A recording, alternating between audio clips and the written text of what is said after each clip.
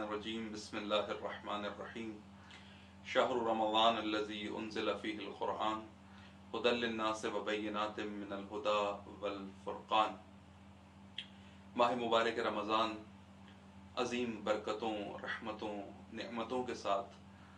اپنا دامن پھیلائے ہوئے، اور ہم ان عظیم ساعتوں میں اس وقت سانس لے رہے ہیں، زندگی گزار رہے ہیں، یہ خداوند متعال کی بہت عظیم توفیق ہے۔ رسول اللہ اس ماہ کی کرامات کو بیان کرتے ہوئے فرماتے ہیں کہ وَأَعْمَالُكُمْ فِيهِ مَقْبُولَةٌ، یہ وہ مہینہ ہے جب خدا نے تمہیں اپنی مہمانی کے لیے بلایا ہے، خدا میزبان بن گیا ہے، تمہیں اہل کرامت قرار دیا ہے، تمہارے سو جانے کو خدا نے عبادت لکھا ہے، تمہارے سانس لینے کو خدا نے تسبیح لکھی ہے، اور وَأَعْمَالُكُمْ فِيهِ مَقْبُولَةٌ، اور ان ایام میں تمہارے اعمال کو خدا نے قابل قبول قرار دیا ہے۔ یہ بہت اہم نقطہ ہے کہ انسان کا کون سا عمل خدا کی بارگاہ میں قابل قبول ہے اور کون سا عمل خدا کی بارگاہ میں رد کر دیا گیا ہے۔ اعمال کی قبولیت کا معیار کیا ہے؟ عموماً ہم پریشان رہتے ہیں کہ کون سا عمل خدا کی بارگاہ میں قبول ہوگا، آیا زیادہ عمل قبول ہوگا، کم عمل قبول ہوگا، بہت زیادہ عمل قبول ہوگا، عمل پہ عمل کریں، محنت بار بار اعمال کو انجام دیں تو خدا انہیں قبول کرے گا۔ مثلا عبادات ہیں تو بہت ساری عبادات کریں، بہت سارے سجدے کریں، بہت سارے قیام کریں، یہ معیار ہے خدا کے ہاں قبول ہونے کا۔ تو یقیناً خدا کے ہاں قبولیت کا معیار کثرت عمل نہیں ہے، عمل کا زیادہ ہونا نہیں ہے۔ خدا کے ہاں معیار خلوص ہے، کون سا عمل خالص اس رب کے لیے انجام دیا گیا ہے، اس عمل کو خداوند قبول کر لیتا ہے۔ لیکن وہ عمل جو خدا کے لیے اور غیر خدا کے لیے بھی انجام دیا جائے، خدا اس عمل کو قبول نہیں کرتا۔ تمہارا وجود، چونکہ خالق وہ ہے، مالک وہ ہے، رب وہ ہے، پروردگار وہ ہے، بس جو عمل بھی انجام دو اپنے خالق کے لیے انجام دو، اپنے پروردگار کے لیے انجام دو، اپنے رب کے لیے انجام دو۔ کیوں اپنے عمل میں کسی دوسرے کو شریک کرتے ہو؟ بعض علماء سے یہ واقعات ملتے ہیں، ایک شخصیت ظاہر انہوں نے 40 سال صف اول میں نماز پڑھی اور کہا کہ 40 سال بعد ایک دن تاخیر کی بنا پر صف دوم میں یا پچھلی صف میں کھڑا ہوا، کہا اس وقت مجھے ایک خاص قسم کا احساس ہوا کہ آج میں صف اول میں نہیں ہوں۔ کا خیال آیا کہ میں جو 40 سال مثلا صف اول میں نماز پڑھتا رہا ہوں، اس میں ایک نوع ریا موجود تھا، ایک خفی دکھاوا چھپا ہوا، مجھے نظر نہیں آ رہا تھا لیکن ایک چھپا ہوا دکھاوا موجود تھا، میں خدا کے لیے کھڑا نہیں ہو رہا تھا۔ کہ پھر میں نے اپنی 40 سال کی نمازیں دوبارہ پڑھی، قضا کی۔ کیوں؟ 40 سال کتنا عمل کیا، یہ قضا کیوں کیا، دوبارہ کیوں پڑھا؟ اس لیے کہ خلوص میں کمی آ گئی تھی، خلوص میں ہلکی سی ملاوٹ ہو گئی تھی، اور پروردگار یہ قبول نہیں کرتا۔ خالص عمل جو خدا کی بارگاہ میں پیش کیا جائے وہ عمل خدا قبول کرتا ہے، اور وہ عمل جو خدا قبول کر لے وہ عمل تھوڑا نہیں ہوتا، وہ عمل بہت زیادہ ہوتا ہے۔ بس خلوص ہے جو عمل کی قیمت کو بڑھاتا ہے، خلوص ہے جو عمل کے معیار کو بڑھاتا ہے، خلوص ہے جو انسان کے اعمال کو خدا کی بارگاہ میں قابل قبول بناتا ہے۔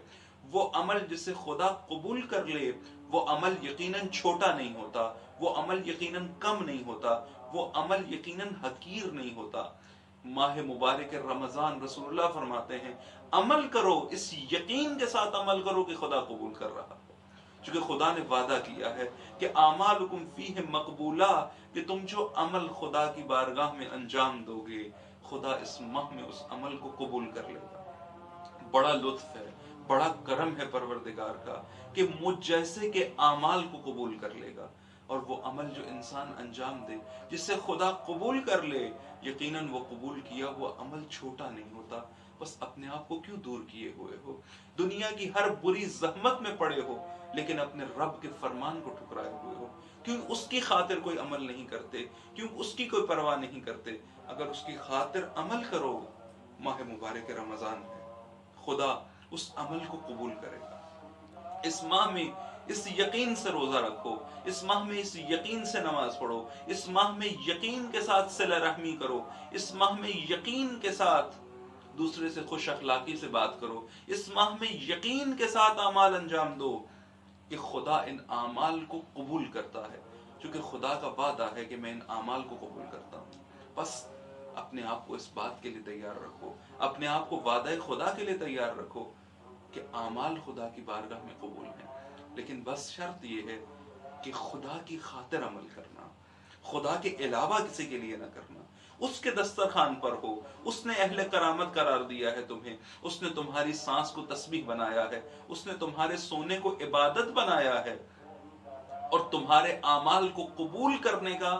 وعدہ کیا ہے۔ بس اب کیسے ممکن ہے جو اتنا وعدہ، جو اپنے دسترخوان پر بٹھائے، جو ہمیں اہل کرامت بنائے، جو ہمارے چھوٹے چھوٹے اعمال کو عبادت قرار دے، ہم اس کی خاطر چھوڑ کر، اس کو چھوڑ کر کسی اور کی خاطر عمل کریں؟ اس کے لیے عمل کرنے کی بجائے، خدا کی خاطر عمل انجام دینے کی بجائے کسی اور کی خاطر عمل انجام دیں، یقیناً یہ انتہائی نامناسب بات ہے۔ اعمال خدا کی خاطر ہوں اور خدا اس عمل کو قبول کر لے، بڑی سعادت ہے، بڑا کرم ہے خدا کا مجھ جیسے بشر کے لیے کہ میرا بھیجا ہوا تحفہ، میری بھیجی ہوئی عبادت خدا قبول کر لے۔ آپ یقین جانیے،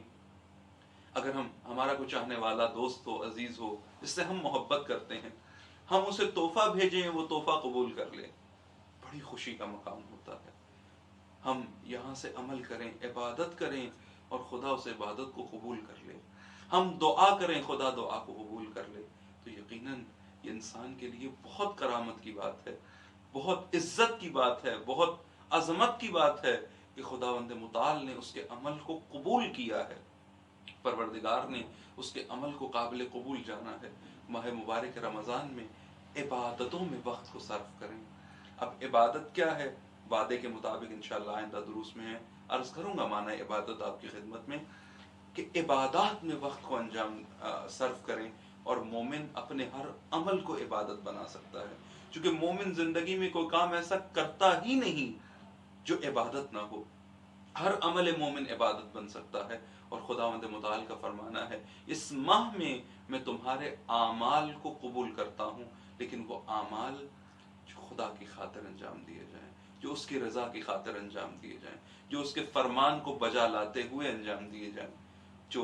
اس کی بات کو مانتے ہوئے انجام دیے جائیں، اور اس یقین کے ساتھ انجام دو کہ خدا اس عمل کو قبول کرے گا، کیونکہ ماہ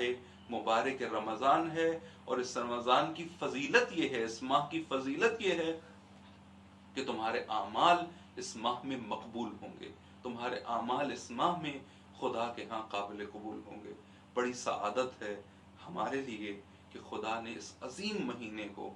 مقرر کیا اور ہمیں ان عظیم ساعتوں میں سانس لینے کی توفیق دی، اور ہمیں بھی توفیقات عطا کی کہ اس ماہ میں عمل کریں اور اپنے عمل کو خدا کے ہاں